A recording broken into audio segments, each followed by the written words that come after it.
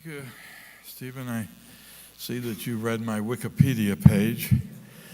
I actually was a student at Northwestern, and I never worked with Walter Manch.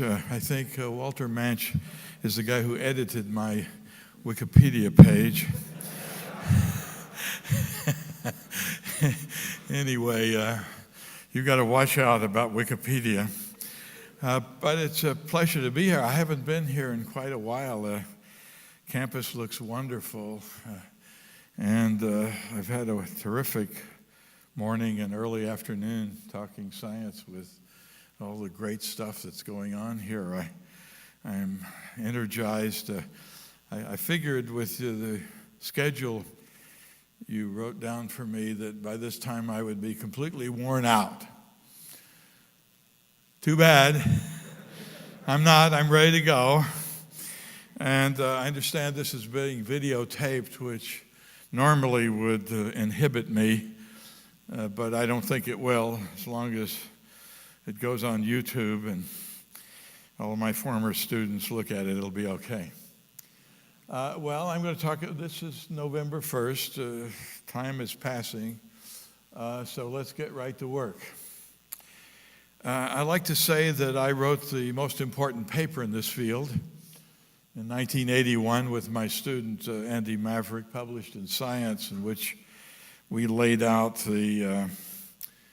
all of the ways that you need to work to split water with inorganic complexes. After that paper, however, I had a couple of very good students, Nate Lewis and Dan Nocera, who decided this paper wasn't good enough. So they wrote their paper, which was very long and technical, so much so that I decided to write a paper right afterwards to straighten them out and summarize everything they had said that was important in one page. So my advice to you is, if you want to read one paper in this field, please read mine. It's only one page. It's very easy reading, Phil. You'll be able to get through it over a cup of coffee. And I shouldn't criticize my former students, because they're both brilliant and they've contributed so much to this field. And I have to tell you, of course, I love them both dearly. But I show this slide actually to give a shout out to John Turner. In 1998, in John Turner's lab at NREL, John showed us how to build these devices, these tandem devices to split water. It was his pioneering work from his group that really energized us in this field to realize that we could probably do this. We could probably build working artificial photosynthetic devices.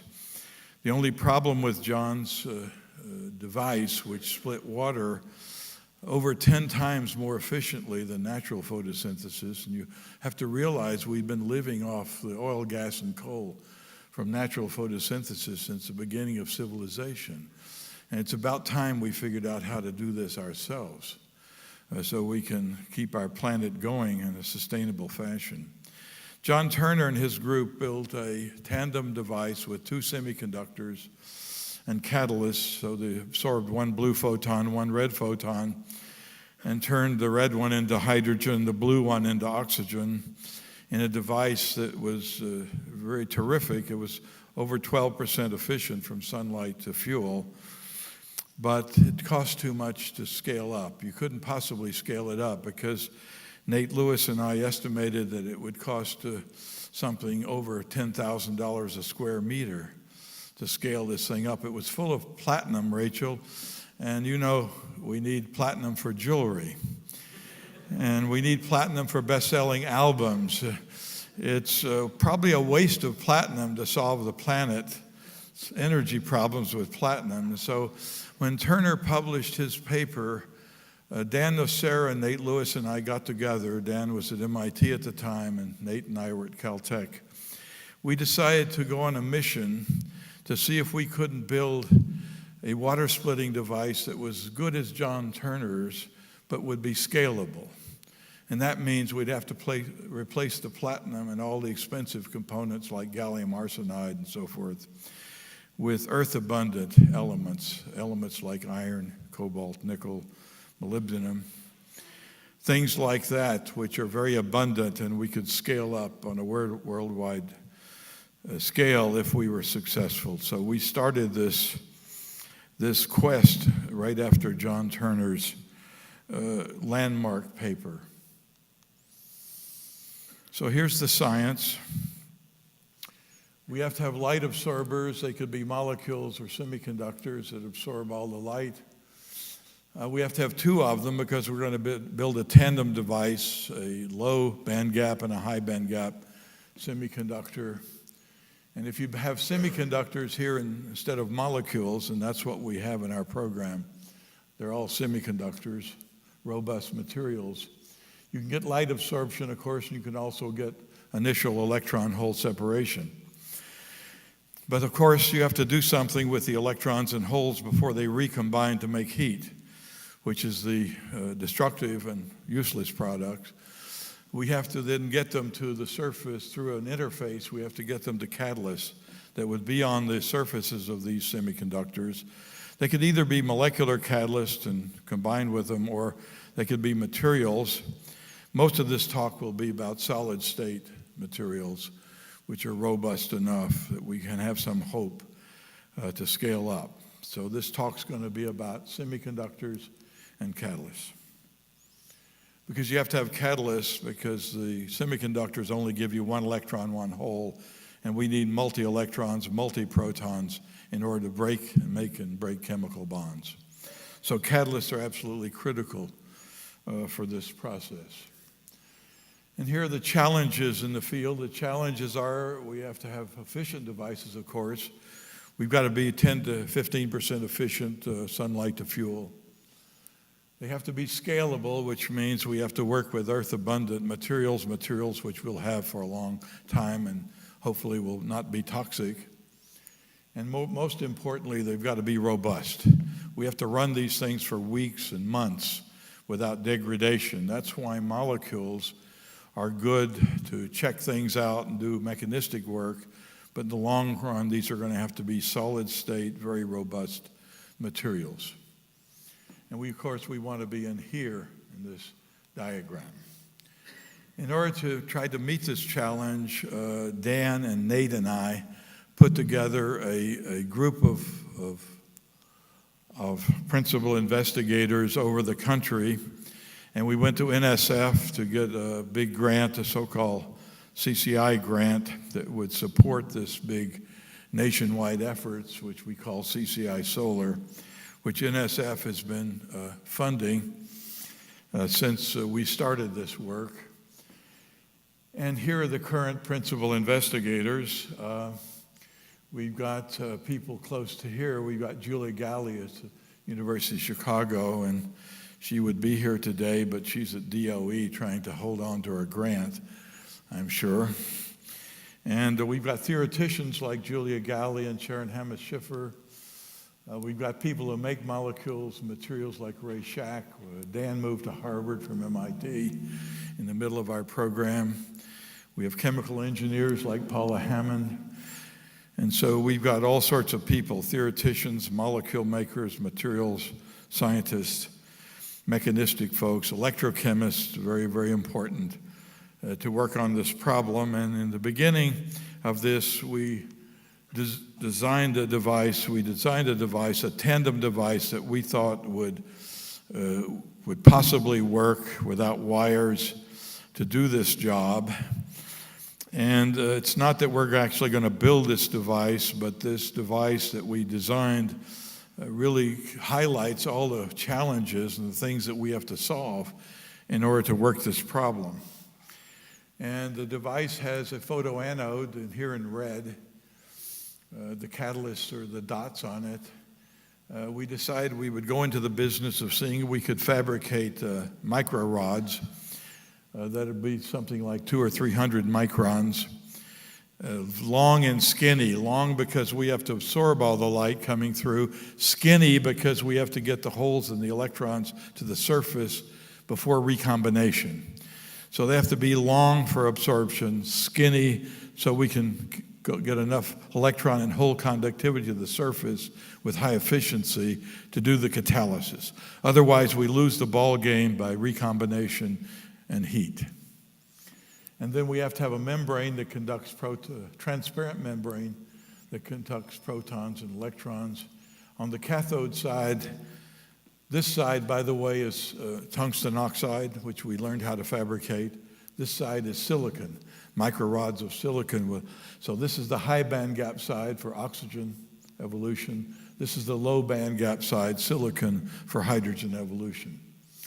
And we now want to put catalysts on these sites so we get efficient oxygen, water oxidation. And we have to replace platinum at the cathode with things that will actually evolve hydrogen from water with as efficient as platinum is. So platinum's a great catalyst for this. One of the challenges to replace platinum as a strategic material. So first thing we thought of to replace platinum was a protein, hydrogenase, because nature makes hydrogen very efficiently from protons by using these enzymes called hydrogenases.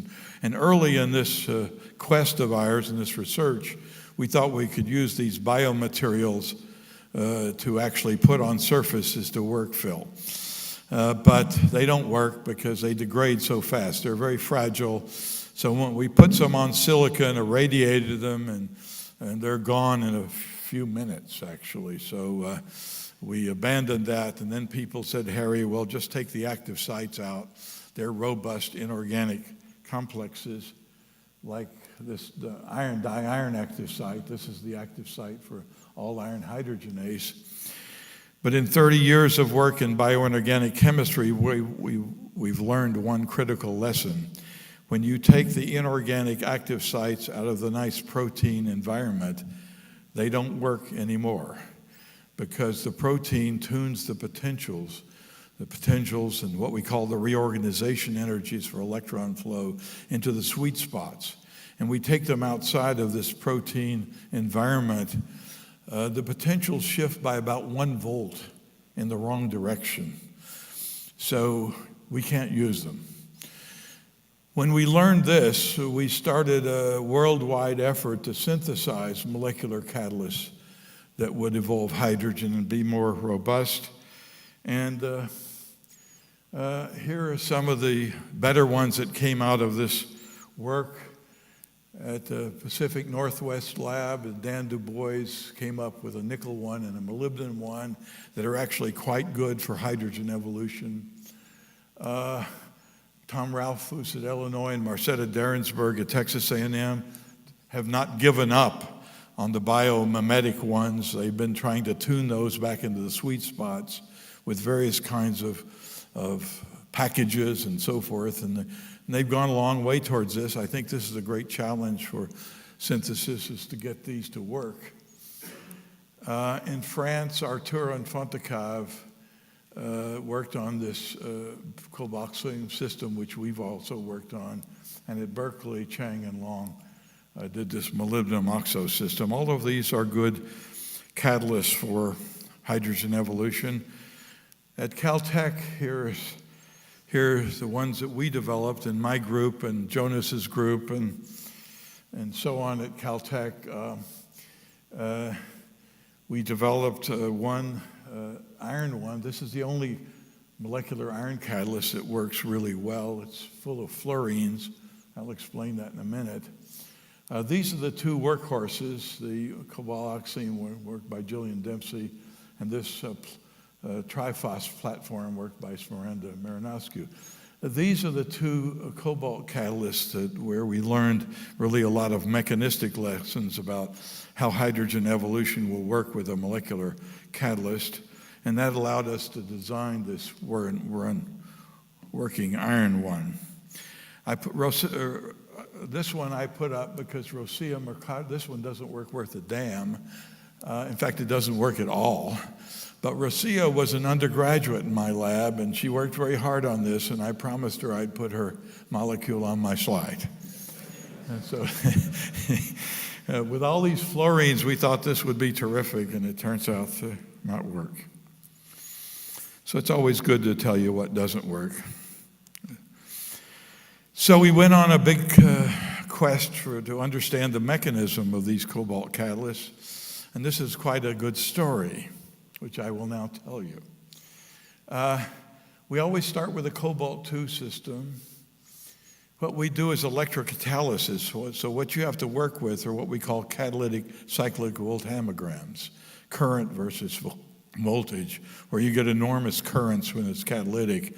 And they have certain shapes that you can simulate with fancy kinetics models. So you produce a kinetics model and you see if you can fit these cyclic voltammograms.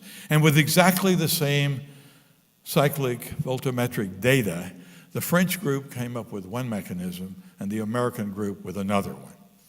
The American group said, and that's here, Hu, Brunswick, and Peters, came up with cobalt-2 to cobalt-1, pick up a proton to make a cobalt-3 hydride. And these two cobalt-3 hydrides come together in what we call a binuclear reductive elimination to eliminate hydrogen and come back to cobalt-2 and back into the system. The French group said, no, Americans are always wrong. It's very simple. When you get to the cobalt-3 hydride, you just protonate that off to go to cobalt-3 directly and split off hydrogen. Gillian Dempsey and my group then did some experiments to show that the cobalt-3 couldn't possibly be an intermediate because electron transfer to it is very, very slow in an electrode. And so the French are now getting very upset because we have essentially ruled out their mechanism. And now we're at the point of almost another U.S.-French war. When I got a call from a theoretician, we've had lots of interactions with theoreticians, very good ones over the years. The theoretician called me and said, Harry, neither one of these mechanisms is all that good. What you need is another electron. This cobalt-3 hydride, this is a ligand field theory, he said, you should have shown this, Harry, because you know ligand field theory. D6 low-spin hydride's pretty inert. You need to add another electron to make an active cobalt-2 hydride, and when you get that extra electron in at the electrode, this thing will shoot off hydrogen like a shot. So Gillian Dempsey and I went into experiments, and we did these laser experiments to generate cobalt-2 hydrides, and sure enough, they make hydrogen like a shot. So the theoretician was right. We were wrong. Story of my life. I love theoreticians. They've always helped me. I'm putting this on YouTube to apologize to all the theoreticians I've ever said anything bad about. Hey guys, I love you.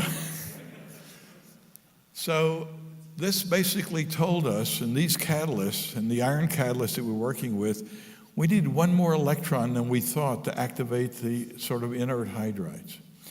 And with that information that we need this step, we were able to make the first working iron catalyst. We always get to the iron hydrides, but they're sort of inert until we add that extra electron at the electrode, and we did that by just completely fluorinating the ligands. These green things are all fluorines. We heavily fluorinated the iron catalysts that weren't working so that we could pick up the highly fluorinated one, will pick up an electron, extra one in the ligand, we thought. And so we published this working iron catalyst and suggested that the mechanism was first iron 2, one electron to iron 1, pyridine comes off, proton comes on, and we park an extra electron on the ligand, and we evolve hydrogen. Once again, the theoreticians came in. This case, it was Sharon Hammes Schiffer, who analyzed our thing and said, okay, Harry, you're wrong again.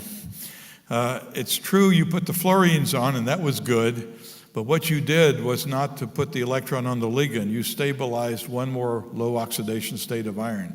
So Sharon Hammes Schiffer showed that with highly fluorinated ligand, we could go all the way to iron 0 instead of iron 1. So the extra electron ended up on the iron according to Sharon's theory.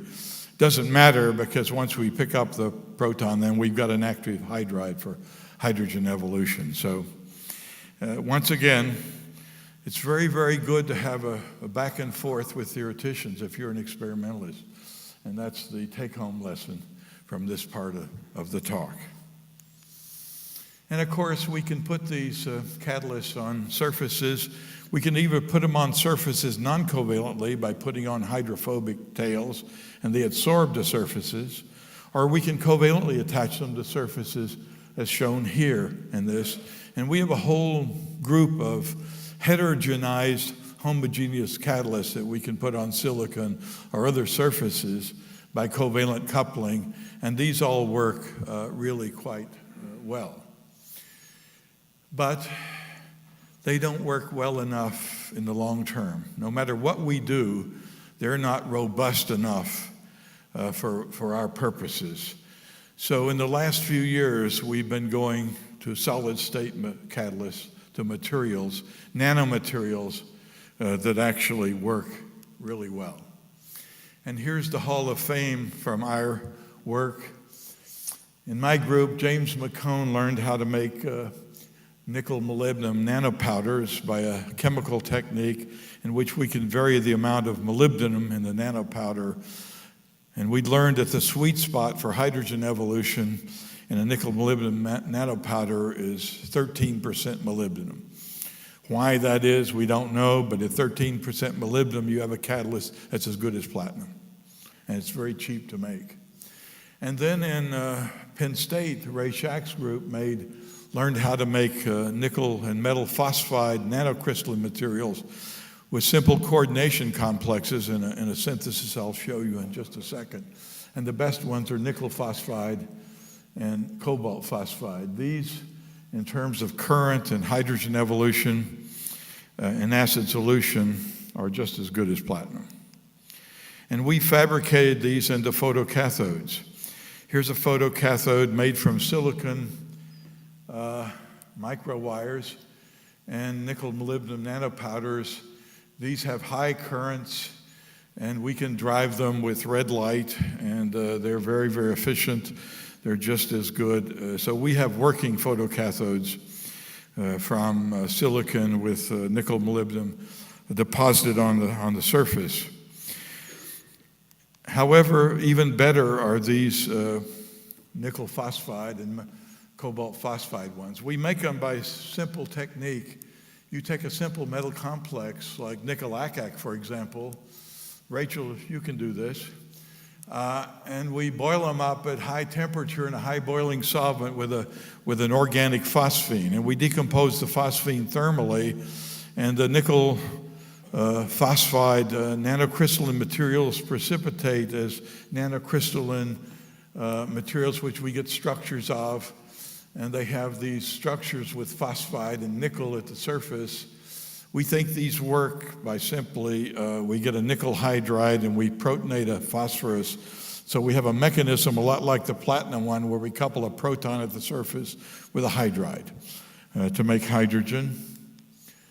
And here's the currents. We get very, very high currents, just like platinum, at very low overpotentials. Even better, the cobalt ones, very, very high currents at low overpotentials. And the cobalt phosphide ones, we can operate in acid solution, sulfuric acid solution, robust for a very, very long time. And we've made these into this big collaboration with Chris Roski, a student in my group. He put together all these folks, including a bunch of people in Denmark, so that we can make these working photocathodes. There's the silicon microrod that we formulate. There's the cobalt phosphide catalyst, which we have to deposit at the base of the light absorber, because if we coated the whole light absorber on it, it's black. It won't absorb any light. So we have to keep the absorption of light going through the microrod and evolve the hydrogen all at the base of these material. And these. So the bottom line is, in our program, we've been able to replace platinum as a catalyst for hydrogen evolution with nickel molybdenum nanopowders and cobalt and nickel phosphide nanocrystalline materials made. We can make them in kilogram quantities and the photocathodes are very robust. So what's the problem? Why isn't this talk over? What time is it? It's only 3:30, that's why it's not over. Challenge is water oxidation. Everything that we do in this field depends on whether we can oxidize water. As a matter of fact, everything in the long run will depend on whether we can oxidize seawater to make oxygen. Oxidize seawater with oxygen to make the electrons and protons we will need to make everything we want to need, not only fuel, but also everything else. In the long run, everything is going to be made with solar-driven water oxidation to get electrons and protons for chemistry and oxygen. And of course, if we do it right, we'll be able to get electricity 24/7 out of this with fuel cells in one part, and pure water in the recombination from seawater.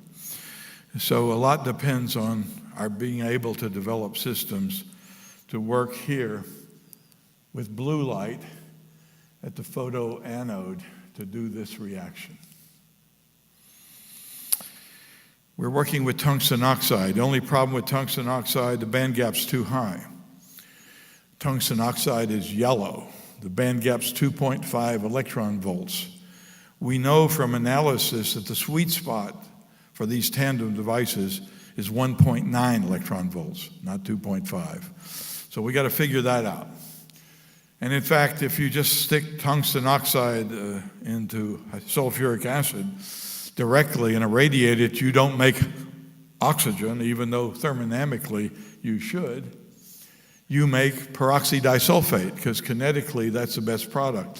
If you put an acid like HCl or sulfuric acid in, irradiate tungsten oxide, the most likely event is just the one electron oxidation of sulfate to sulfate radical or chloride to chlorine radical rather than water oxidation, which is a multi-electron problem. So you end up in this work that we did, you end up with peroxydisulfate or chlorine when you oxidize with So bottom line is, as I said earlier, you got to have a catalyst. You can't just do semiconductors, you've got to have a catalyst. And of course, Dan Nocera came through with his cobalt oxide catalyst about this time. And so Kyung-Chin Choi, who at the time was at Purdue, put Nocera's catalyst called the OEC on tungsten oxide to make a working photoanode. This actually works, and it's robust.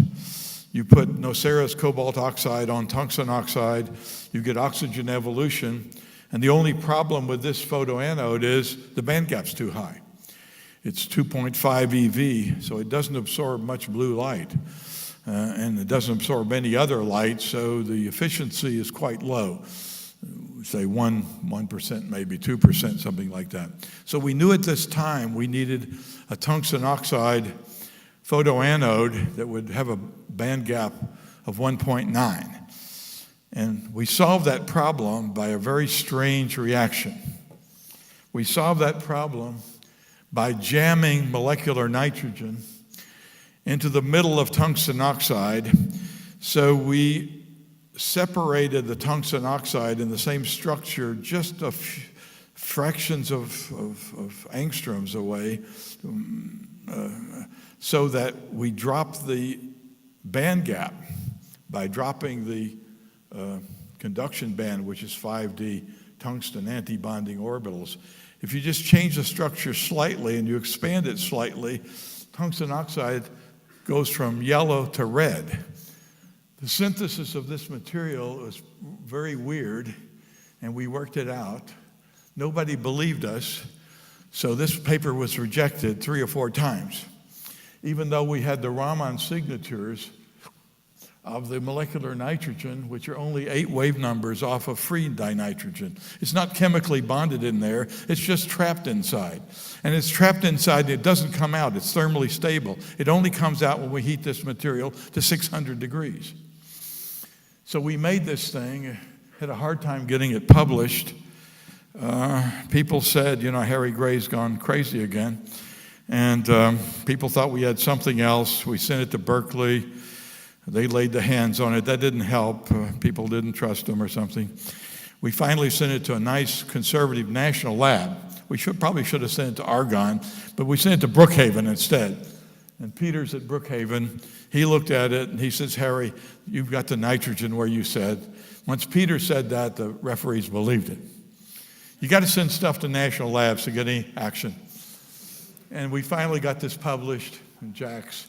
This is a big breakthrough in materials if we can vary band gaps by putting inert diatomics or even inert gases into the interiors of these materials to vary band gaps simply by expanding or contracting the spaces and staying in the same crystal structure, which is what we did.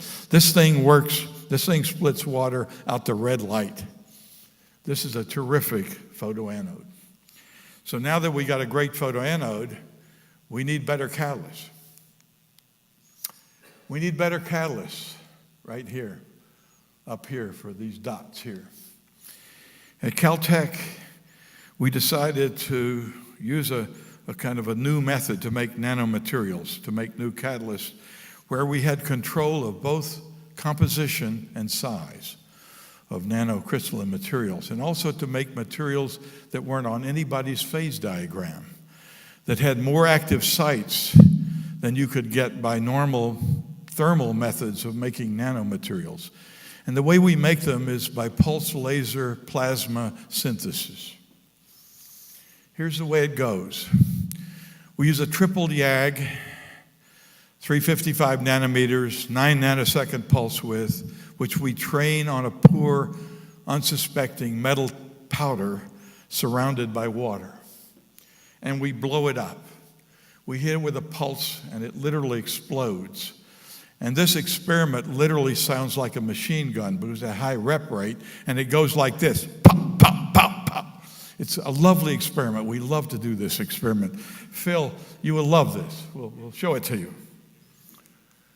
We blow it up into a plasma immediately, and the initial temperature of the plasma we estimate is about 70,000 Kelvin because of the energy we put in. It cools in a few nanoseconds to about 10,000 Kelvin, where we can finally measure the temperature with oxygen emission lines. With oxygen emission lines, we can measure the temperatures between 3 and 10,000 Kelvin, and it's under very high pressure because we've expanded this confined thing so rapidly. It's about 10 gigapascals, and so there's a shock wave. A shock wave hits this material and condenses into nanoparticles that are all the same size. And the size depends on the pulse energy. If we have a low pulse and lower temperature, we get quantum confined 2 nanometer materials. If we have a higher pulse energy, a higher temperature, we can grow them up to 10, 15 nanometers, and we can control the size with pulse energy and pulse width. So, for example, if we want a quantum confined material, we give it a shot at 3 millijoules per pulse at 355. We get something about this size. At 90, we grow it, and so forth. And we can also control composition. If we want to make mixed metals, we simply have one target, and we put whatever metals in solution as metal nitrates that will incorporate in the plasma to make any kind of mixed metal nanocrystalline material we want to make. And none of these, they cool so fast, they're not on anybody's phase diagram. For example, cobalt oxide is black. Ours is yellow because we make a 2 nanometer yellow cobalt oxide, which, by the way, is a fantastic catalyst for water oxidation. It's got these small nanocrystals. They have many edge sites, many catalytic sites, many more than you can make by thermal methods. And of course, the advantage of our technique is you can make any mixed metals you want. For example, you can have an iron target, put in nickel nitrate in solution, make a iron nickel nanosheet. You can put a little titanium in to make an iron nickel titanium catalyst. You can also put a little lanthanum in to make a 4-metal catalyst. And these 3 that I blocked out there are the 3 best water oxidation catalysts on this planet. Here's the old basic solution. Here's the old Hall of Fame, with iridium oxide, of course, always being the best. But our three beat it. They're very, very stable. We get to 10 milliamps per square centimeter very quickly with very, very low overpotential. And the best one of all is one with a little titanium, a little lanthanum. We think these are all for hole conductivity, that improve hole conductivity. And so, of course, we want to know the mechanism of these. And of course, I'm a big metal oxo guy, so we want to know that they better be metal oxo intermediates or I'll have to resign. So the way we do the mechanism is we put these water oxidation catalysts, we take them out of water and put them in acetonitrile. And we put in just enough water that when we polarize them anodically, they eat up all the water to make the active intermediates, but they stop there before oxygen's evolved. And we polarize them up to the metal oxo intermediates. We can drop water in and evolve oxygen. So we can make these intermediates in acetonitrile. And the one without iron in it doesn't have any features. And the cyclic voltammogram in acetonitrile goes all the way up to iron 6. So we're pretty sure the active intermediate is an iron 6 oxo. And we can do IR, we can do vibrational spectroscopy, we can do isotope stuff. And what we show in this experiment is we get the vibrational signature, the exact signature of a 6-dioxo iron 6 intermediate to the surface. We bleach this on water injection. You bleach this, oxygen comes off. You polarize it again. You go back and forth and show this is the active intermediate for oxygen. And of course, you want to do Nussbauer on the surface. So we put these things in acetonitrile, trigger them up. And if you look at this carefully, you will, with subtraction, you will see 3% of the site and this nanosheet material is an iron 6 Nussbauer here in this quadrupole doublet that's way away from the iron 3 signature. Most of this material, of course, is iron 3. Only at the surface do we have the active iron 6 species. That's the Nussbauer signature of iron 6.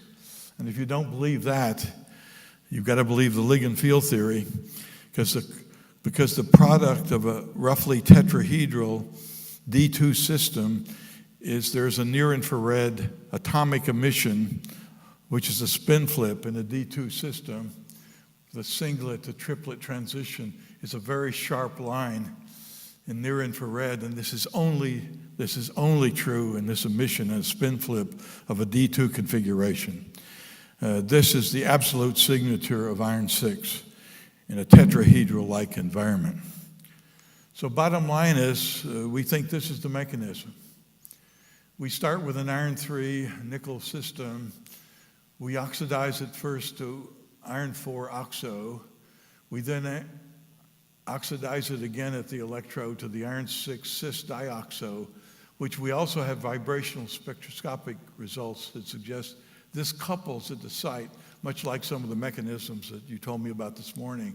This couples to make a reductive elimination internally to make an iron 4 side-binded peroxo. We have a vibrational signature of this as well.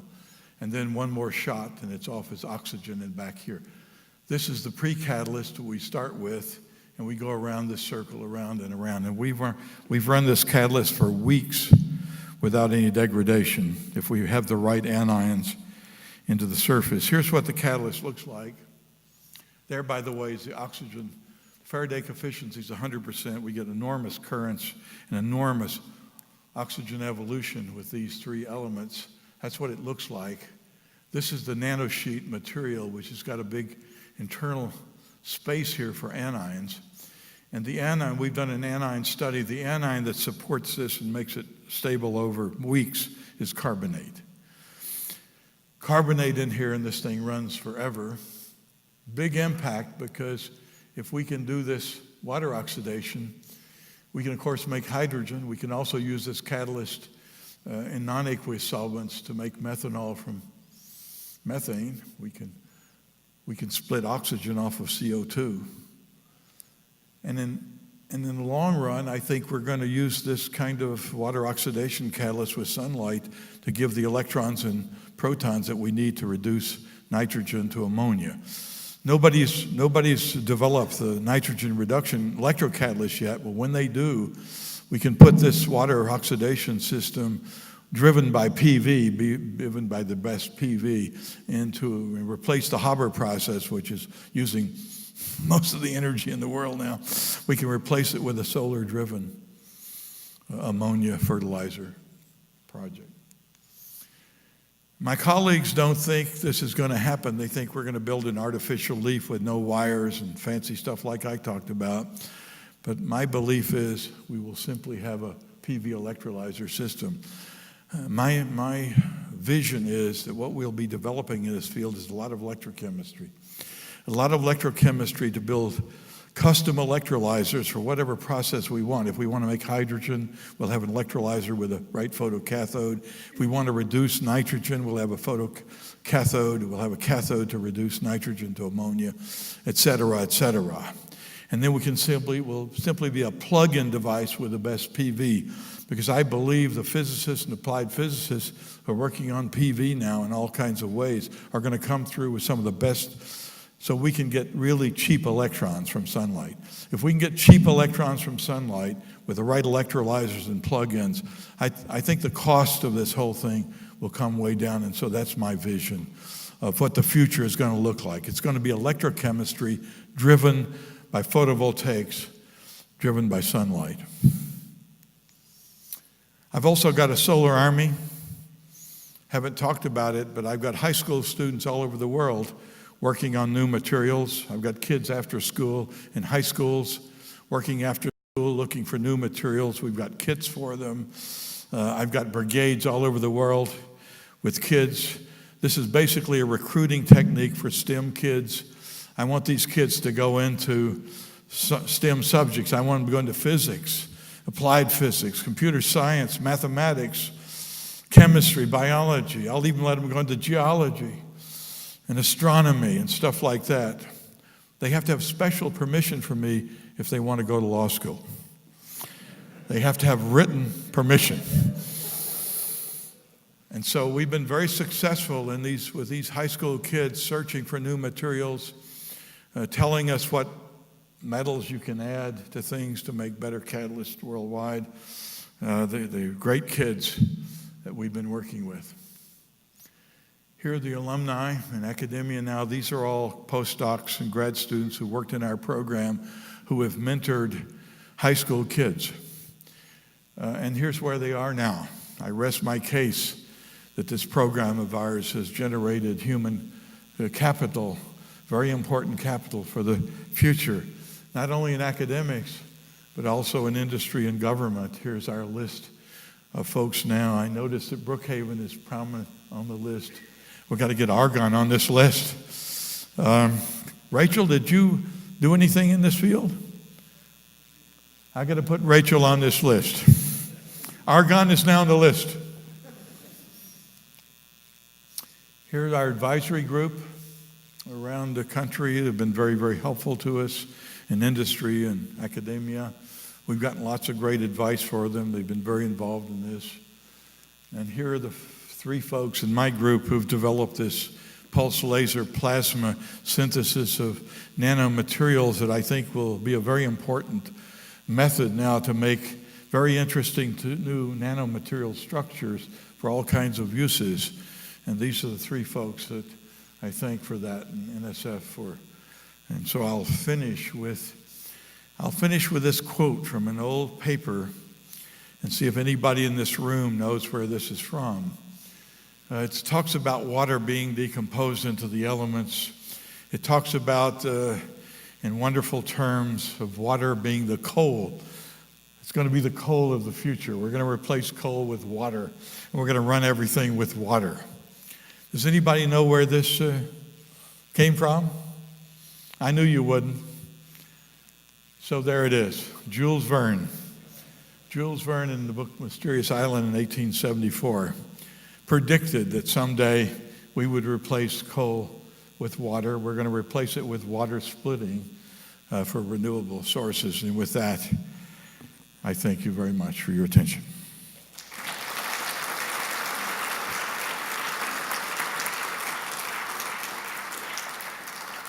I think I even quit on time. Are we going to have discussion? We are going to have discussion if I can get the mic turned on. Sorry about that. Okay. So first off, I apologize for chewing up your biography. It's probably a good thing I didn't mention the fact that you were backup vocals for Bruce Springsteen or the Downhill Skiing Championships. Or did I interviewed Elvis Presley? I left those out. I do apologize. You left that out. Elvis was very cool. So questions from the audience? Yeah.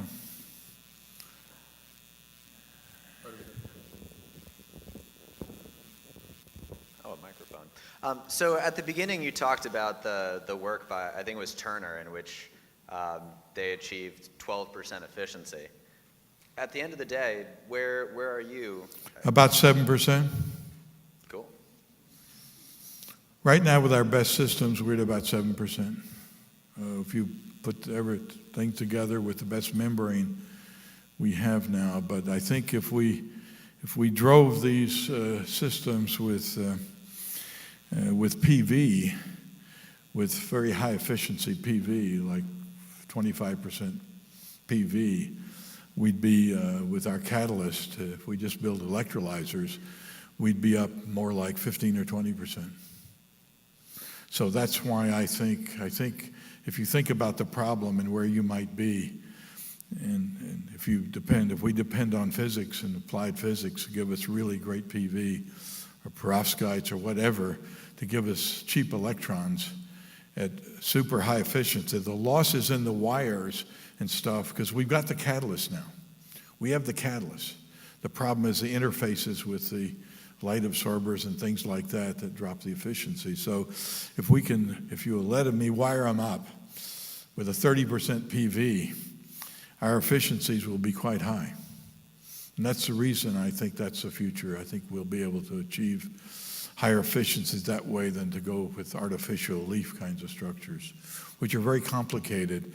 And if you think about troubleshooting them, it's much easier to troubleshoot a modular device where you have PV plugged in to an electrolyzer. Question about your work showing the tungsten oxide. You try to interplay the nitrogen molecule inside. I did it though. Yeah, but where does the nitrogen recycle? Okay, in the A side? Because Well, they're about, there's not that much nitrogen in there. I've forgotten exactly, it's in one of the sites, but we make the same thing every time. I've forgotten which site it's in, but they're out of the stoichiometry is 1 nitrogen for every 16 tungstens or so. There's a very small amount of nitrogen in this, but it's reproducible. So those nitrogen are really bonding with anything, or just No, they're just rattling. It's eight wave numbers. Julia Galli was on that paper. She's our theoretician. She calculated the interaction. It's a very weak interaction. They're just trapped in there. The way we make them is in a tungsten, ammonium tungstate melt, where we flow pure oxygen over the melt to oxidize the ammonium to dinitrogen, incorporate the dinitrogen. As the thing cools, the nitrogen's trapped. Julia has calculated if we could put in xenon into these sites, the tungsten oxide would turn blue because of the expansion. And we would love to work out a synthetic method where we could put xenon or krypton or argon into oxide lattices to change properties, change band gaps. But we've tried, but we haven't been able to get anything but nitrogen into anything. CO would be another one that would be good.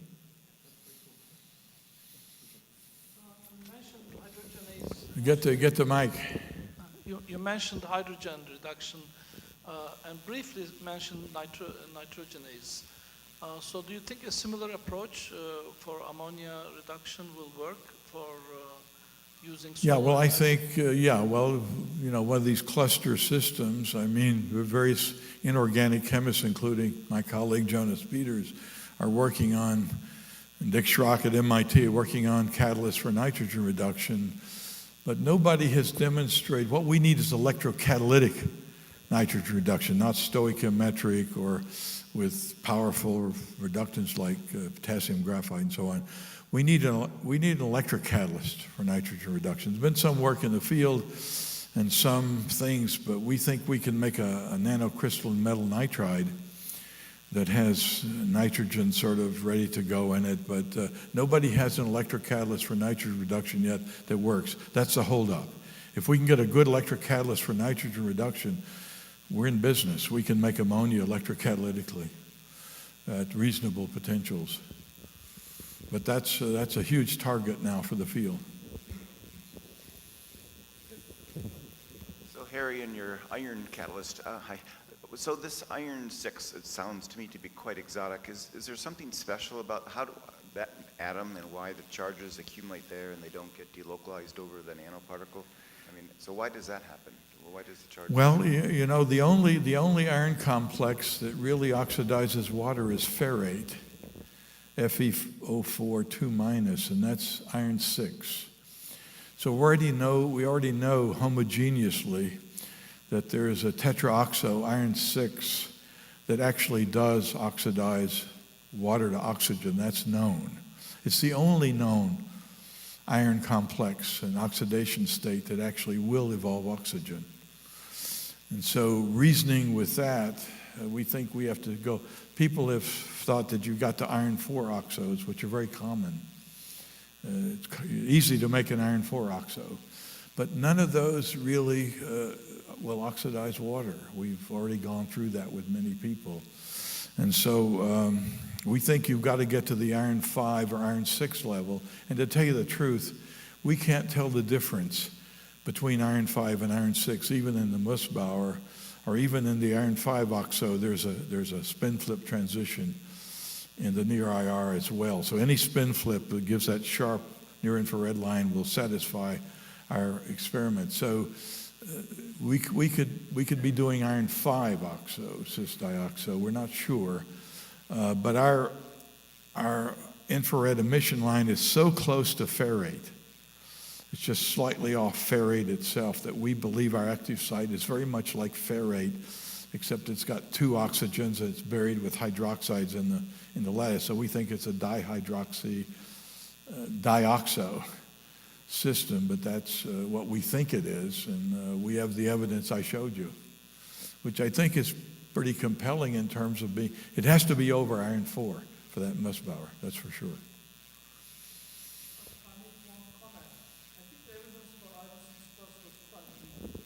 Was weak? Well, are you a theoretician? I'm a mess. Plays one on TV. I'm willing to go back to the drawing board.